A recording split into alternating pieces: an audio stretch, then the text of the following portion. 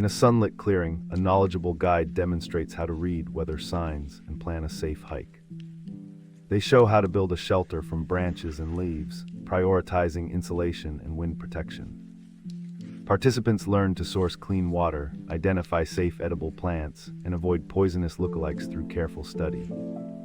The lesson covers signaling and navigation with landmarks and stars, plus basic emergency procedures without gadget dependence. Every skill links curiosity with ecological respect, turning each outdoor walk into a practical classroom for resilience.